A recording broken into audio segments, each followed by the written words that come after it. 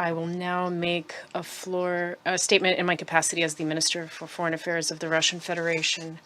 Ladies and gentlemen, Your Excellencies, the Middle East region is facing unprecedented risks.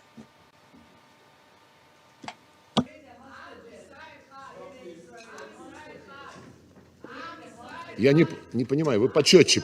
I don't understand. Speak more clearly. Кто-нибудь один скажите. One of you can speak clearly to say what you want to say. Не хотите. I see you don't wish to do so. Very well. The Middle East region faces unprecedented risks to the security, well-being, and peaceful lives of its peoples. Waves of violence are spilling out far beyond the Arab-Israeli confrontation zone and are destabilizing the situation in the Persian Gulf, the Red and Mediterranean seas, and northern Africa. A frank and honest conversation is needed on how to immediately stop the bloodshed and the suffering of civilians and to move towards a long-term settlement of both long-standing and relatively new conflicts. Our country has historically maintained good relations with all the countries of the region. The USSR was the first state to recognize Israel de facto and de jure, establishing diplomatic relations with it immediately after its declaration of independence in May 1948. At the same time, Moscow has steadfastly supported the establishment of an independent and viable Palestinian state and the realization of the Palestinians' legitimate and fundamental right to self-determination. In 1949, we supported Israel's application for membership in the UN, provided, and I stress this, provided that GA Resolutions 181 and 194 on the partition plan for Palestine and the right of return of Palestinian refugees were implemented, and this was clearly stated when we voted to admit Israel as a UN member. Likewise, today we support the membership of Palestine in the UN. And I note that Palestine's sovereignty as a state has already been recognized by nearly 150 states who are members of the United Nations. We maintain a position that is based on the norms of international law within the framework of various international formats for the settlement of the Palestinian-Israeli conflict and more broadly, the conflict in the Middle East. We believe that it is imperative to implement UN decision, including the above-mentioned first resolutions of the General Assembly and key security resolutions 242 and 338, adopted after the end of the Six-Day War and the 1973 October War or Yom Kippur War, as well as resolutions 478 and 497 on the status of Jerusalem and the Golan Heights. We attach particular importance to dialogue with the Arab states and their neighbors, Iran and Turkey.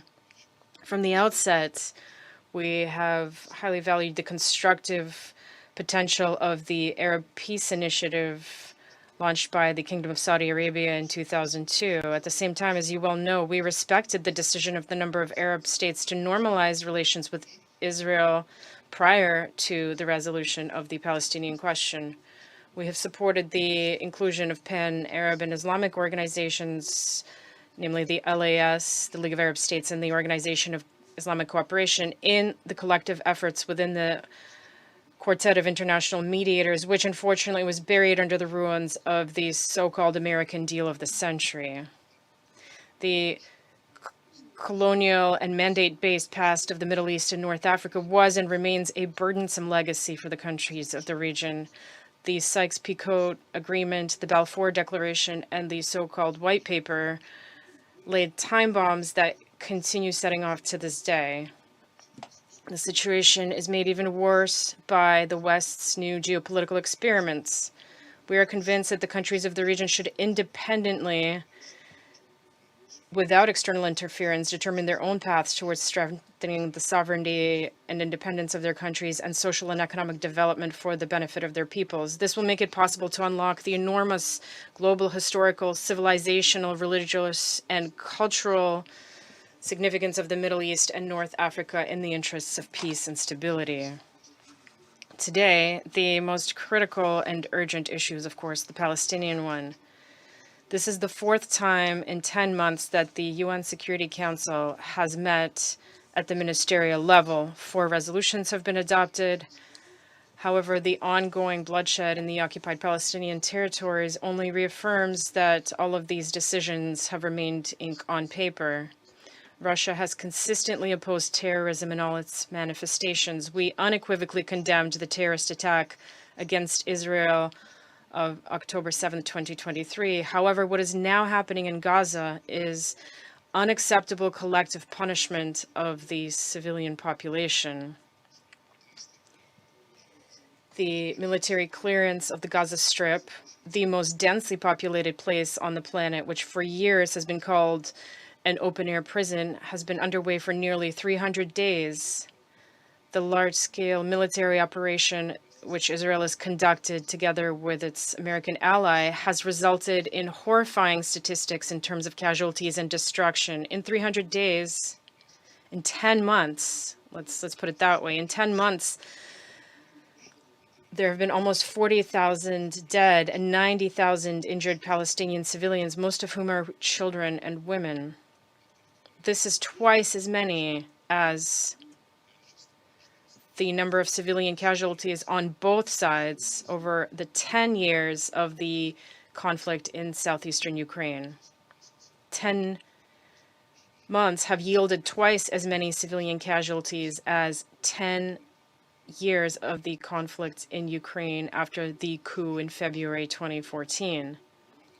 According to the Independent International Commission of Inquiry of Violations of International Humanitarian Law, approximately half of Gaza's population consists of Palestinians under the age of 18. This means that they were born and raised under a total blockade, and in addition to the current escalation of violence, they have lived through other Israeli military operations such as the summer rains and autumn clouds of 2006, hot winter and cast lead of 2008 and 2009, the Pillar of Defense of 2012, Operation Strong Cliff of 2014, and Guardian of the Walls of 2021. Today, Gaza lies in ruins.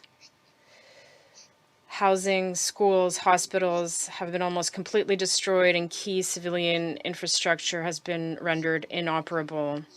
Infectious disease epidemics, widespread hunger, and a genuine humanitarian catastrophe have unfolded in the Gaza Strip. Safe and sustainable access to all those affected and in need is simply non-existent as fighting continues. The number of casualties among UN and NGO humanitarian personnel is nearing 300 people already, and this is the greatest one-time loss of life for the UN in modern history.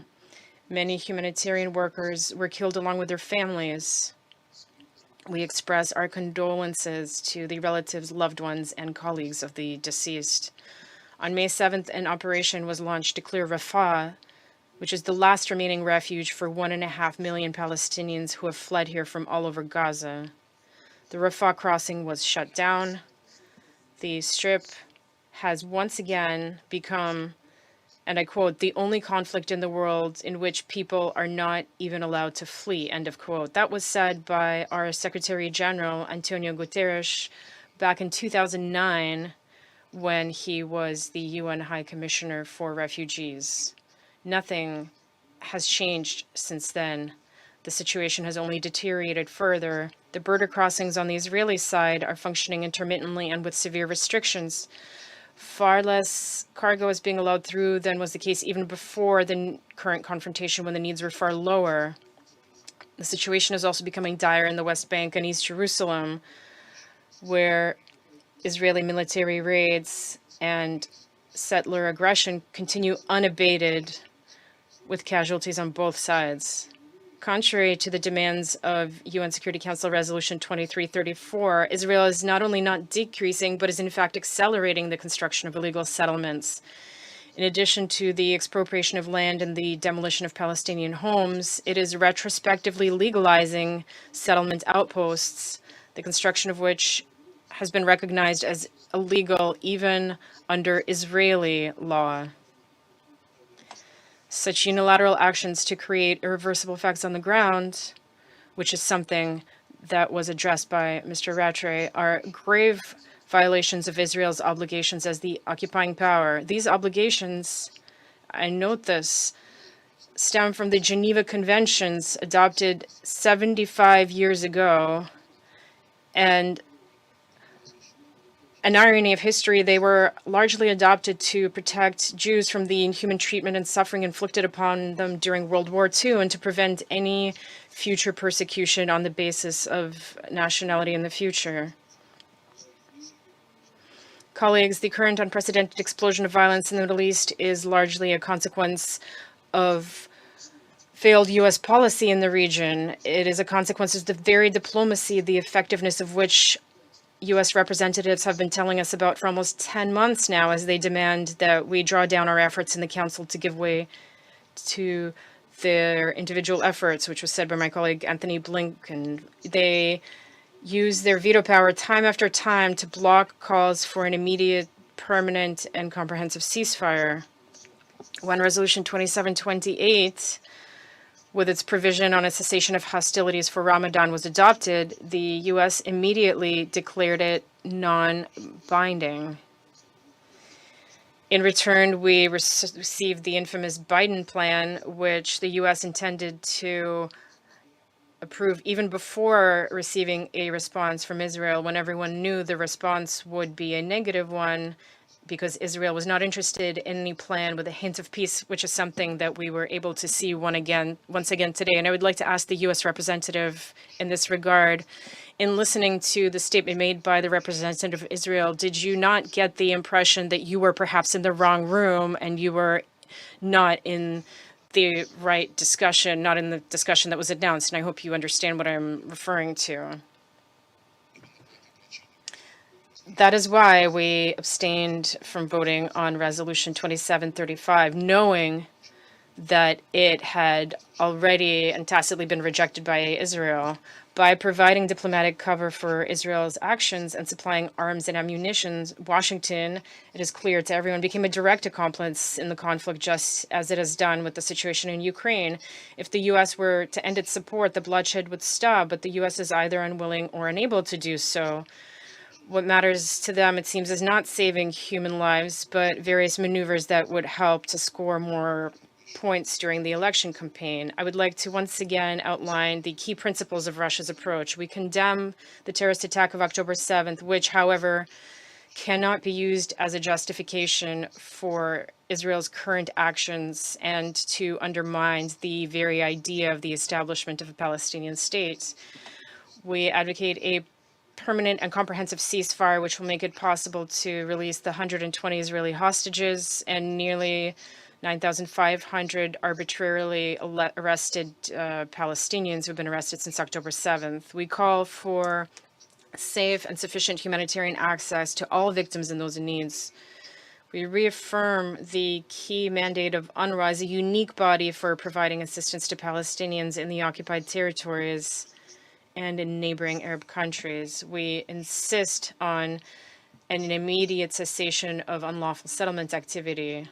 Addressing these urgent issues would create the conditions for a return to peace negotiations on a universally recognized international legal basis in the interests of establishing an independent, sovereign Palestinian state coexisting in peace and security with Israel. Only then will the historical injustice done to the Palestinian people and their fundamental right to self-determination be redressed.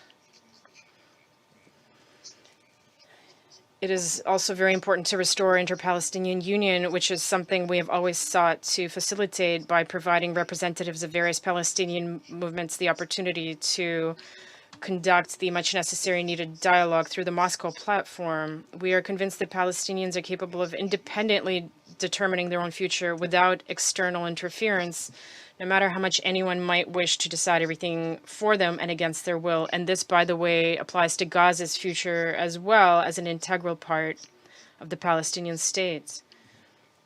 We are all well aware of the behind-the-scenes contacts and plans that are underway, which attempt to predetermine the future of Gaza and the entire Palestinian states, although nothing is said of a Palestinian state in those. We believe that everyone must respect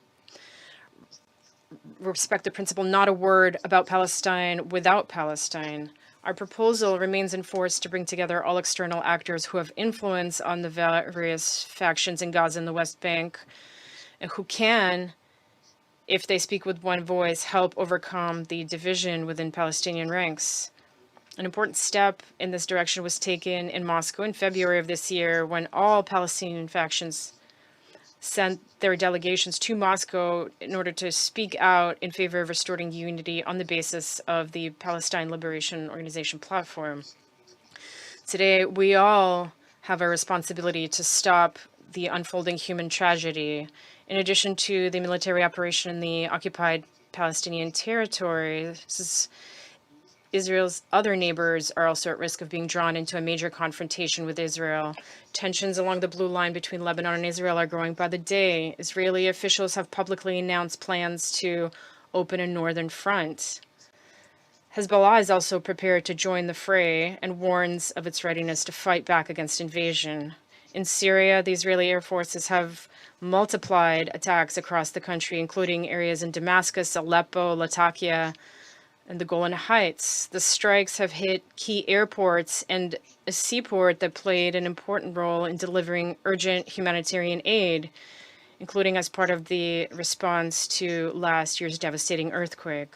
Dear colleagues, ending the violence in Gaza and the West Bank can create conditions not only for finding a lasting solution to the Palestinian-Israeli conflict, but also for tackling other crisis hotspots throughout the vast expanse of the Near and the Middle East in accordance with Security Council resolutions, rather than certain geopolitical ambitions or rules that the West attempts to use to replace the UN Charter.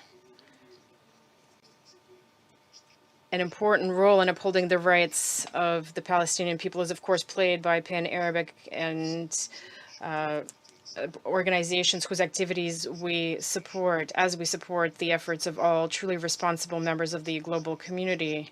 I would like to particularly note the importance of the Gulf states now after the extraordinary elections in Iran and the initial statements of the new Iranian president, Mr. Pezeshkian. There's hope for rapprochement among all the countries of the Gulf Coast in the interests of overcoming long-standing differences and mistrusts and joining efforts on a mutually acceptable basis in order to determine the parameters of their own mutual security without external interference, and to speak with one voice to realize the aspirations of the Palestinian people and generally build an architecture of stability and good neighborliness in the region. Progress on the Palestinian track in full compliance with UN decisions, progress in normalizing relations between the countries of the Gulf Coast, all of this would be an important contribution to the objective process of forming a common Eurasian architecture based on the principles of indivisibility of security and equal collective responsibility, mutual respect, and a balance of interests.